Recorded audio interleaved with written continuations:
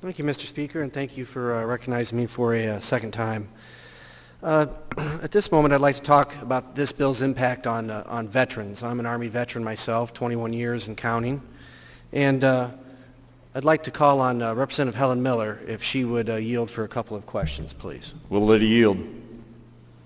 Certainly. You are in order. Thank you, Representative Miller. You talked, I think, earlier today, or maybe it was even yesterday, the days are running together, but you talked about your husband's service. Yes. Could you maybe just kind of briefly explain your husband's service I think in the Air Force, and then his service after he retired from the Air Force? Yes, he served 30 years in the Air Force. He retired in 1999 as a full bird, and we moved to Fort Dodge, Iowa, where he went to work for Trimark Precisions Group. And through his volunteer and other work on behalf of the hospital at the correctional facility, he realized that was a very serious need there for his services, and he had a relationship and could get along with the young men there, the staff and everybody else. And so he made a decision 7 years before he died to move over to the correctional facility to work, and that's what he did. Well, thank you. And I guess maybe the last thing, with his service, he was a full bird colonel.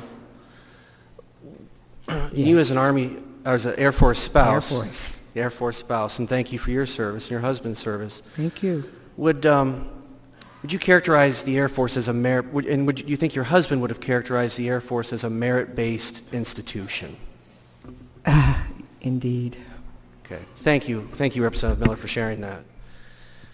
You know, I went to basic training in 1996 in Fort Leonard Wood, Missouri. You know, when you come to basic training, your eyes are wide open, and you don't really realize how young and naive and green you are, as they say in the Army.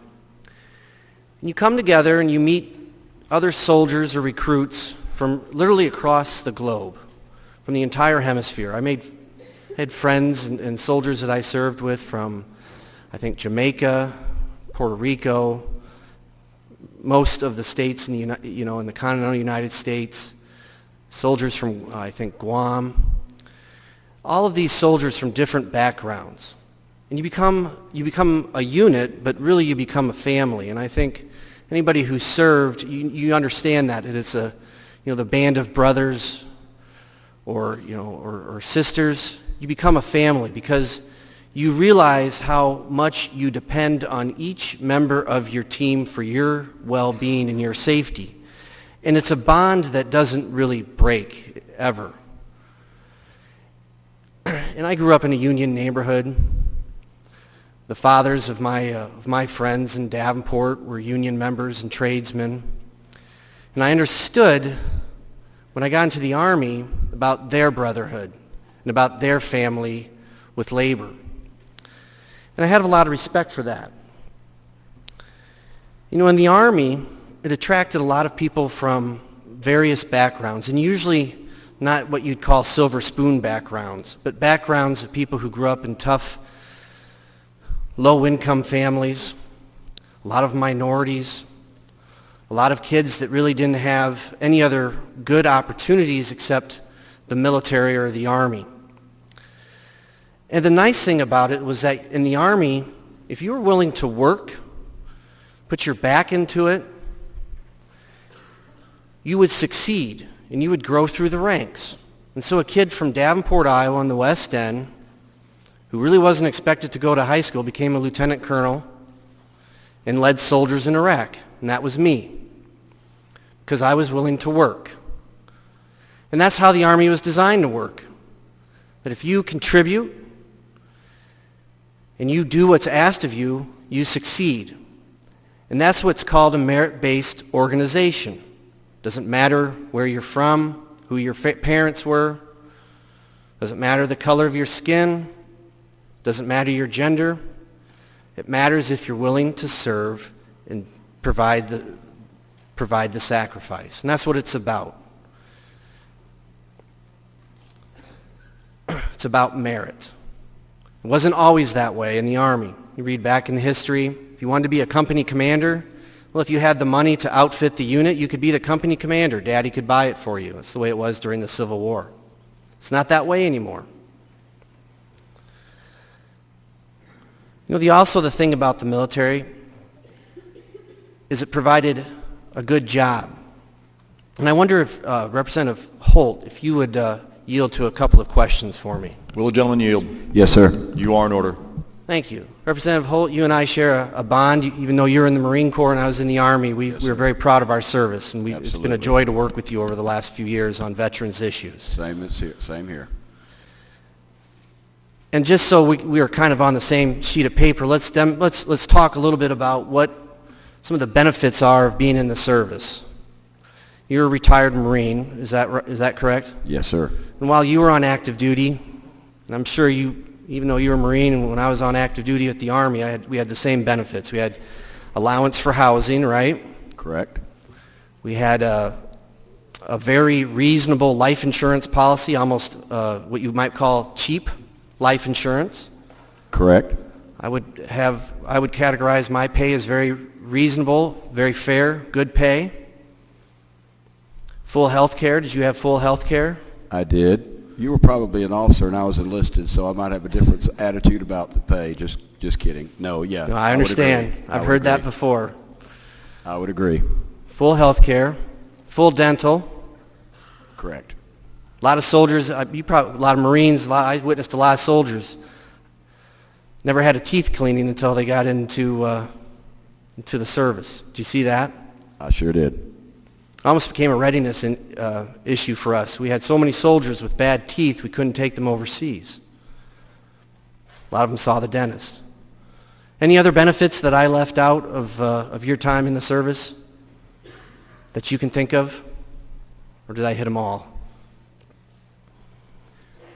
The biggest benefit for me, I suppose, which is not a monetary benefit at all, which is the benefit of serving duty, honor, country. That's the biggest benefit for me. Almost didn't even need the pay, did we? Absolutely right. Representative Holt, thank you for your service. Thank you. Thank you for answering my questions. Thank you, sir.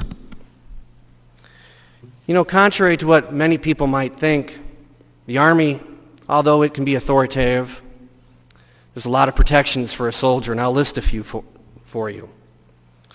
The Uniform Code of Military Justice, or UCMJ, actually offers more protection in many cases for soldiers accused of a crime than what civilian courts do. Your right of self-incrimination and things like that, your right to an attorney. You've got a lot of protections if you're accused of a crime of violating the Uniform Code of Military Justice. Commanders, and I was in positions of command, most commanders, if not all, I can't think of one commander that I ever had in 21 years that didn't have an open door policy. And what that means is that if you have a grievance, the commander always had an open door. You could go in there, schedule an appointment, and talk to your boss's boss about what your problem was.